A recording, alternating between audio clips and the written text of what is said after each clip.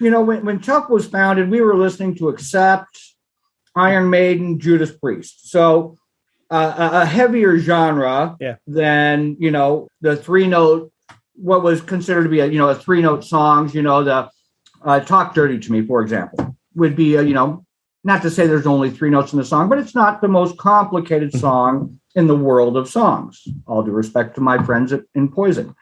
So I'm dating a girl at this bar. It's called Bootleggers. I'm 18, 17, whatever. And her dad owns the bar and says, hey, I've got a flyer from this band. We'd like you to open for them. Shows me the flyer of Poison.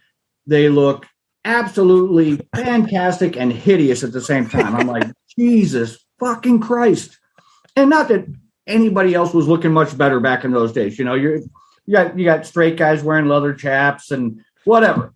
Whatever you can do to pop off the page to where you're somebody different from the next guy that's playing either right after you or the day after you or the week after. Yeah. Poison comes to town. We do the show. They're very nice guys. This is pre-release of Look What the Cat Dragged In, if I recall. We had a band house 30 minutes away from wherever this nightclub was that we rehearsed at and is where we held our after parties. Is this a baby Tough Muff mansion? It is the early Tough Muff mansion, and basically, it's I think Michael at this point is in the band, and it's me and George, and then we probably had either Terry Fox or Jim Gillette. It might have been Jim. Yeah. At any rate, we go through this party. I sit in a room with Brett and the girl that owns the house, and he's diabetic, right? Yeah. So he begins to have a diabetic thing going on, and he needs to get a shot. We got to give him an insulin shot. So me and Nadine give him a shot. He recovers. Everything's fine. I mean, it was a very small window. It wasn't like he wasn't fishing and flopping, and he didn't go into a full blown seizure. He knew something was coming. He saw the signs. Like we he need saw the signs, but he needed some help. So we gave him a blast. And I don't know if Brett remembers this. So all that transpires, and then one of my roadies comes into the bedroom that we're hanging out with Brett while he's kind of getting his bearings back, and tells me that my girlfriend's on the tour bus with Bobby Dahl. Oh man! And this is a girl I've been trying to wrangle for a minute. She, as a senior in high school or a dropped out senior, she was well endowed. She was pretty. You're finally looking cool. You're in the band and all that. I'm in the band. I got one of the hotter chicks in the band. And now the guy from LA is fucking banging my chick in his tour bus or in their I believe it was a bus. It could have been an RV even. I don't even remember. And Brett immediately goes to me as he sees me kind of light up. And again, not that I'm my brother Greg or Kenny as far as when it comes down to throwing down blows back then. I'm like, I gotta go represent. I can't. This is an insult. I gotta go fuck this dude up.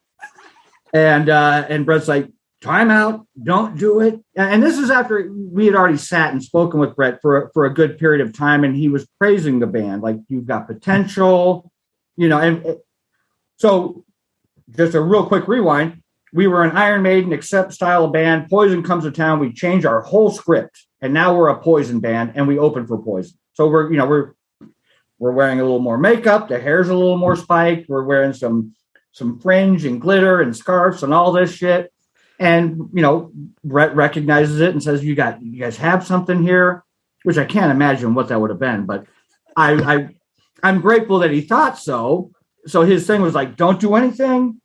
And this is how I remember it. If you don't do anything, we'll take off from the party here. Come to LA. I'll turn you on to booking agents, publicists, managers. We'll give you couches, beds, furniture. See if we can get you guys on a couple of shows with us and all of this stuff. And at that time in Hollywood, they were the dog. They were the big dog. Just don't break my bass player's nose. Just don't break my bass player's nose, or probably more importantly, have him punch me and break his hand on my face. Yeah. And I'm like, done deal. I mean, I've only been with the chick for a couple of weeks. So I was like, sold. You just got to take her with you. And I got to say, we fast forward, I don't know, maybe a year down the road. He gave me his number. We get to LA. I call him, and he does everything he says he's going to do. Now, he probably had other conversations with Michael and maybe with Jim and or George. But the conversation with me was that I promised to hook you up with these people, which ended up being like Deb Rosner. Shit, I'm so bad with names, but I do remember Deb as probably being the first one, which was their publicist, which is she knows how to get you in magazines and all of this stuff. He did everything he said he was going to do. And every time since then that I've met him, he has been nothing but an ultimate genuine guy, super sweet. You know, he does what I claim to do, which is claim to have memory of a lot of our exchanges. But there was one time on the side stage at the Cat House Live some 10 years ago. He sat on my side of the stage, and when I came over for a drink of water, he's like, "You're the insulin guy." And I was just like, you know, oh shit. I mean, that's some next level memory. Wow. Because awesome. I mean, for me, he became one of the biggest rock stars in the world.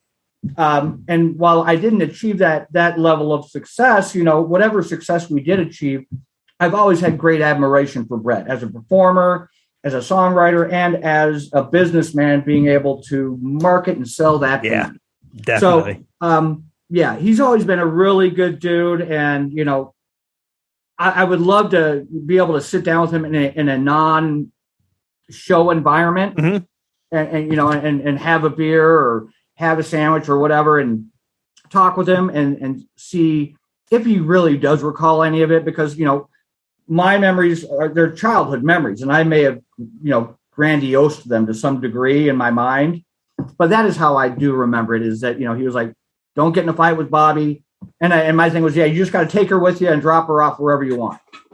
And, you know, he gave me his personal number. It was a home number because nobody had cell phones back then. So it was a number to the Poison House in Hollywood Hills. And we went there. We grabbed couches. We grabbed beds. We did all of that. And he turned us on to numerous contacts, to which all were very helpful and supportive of what became to be Tough.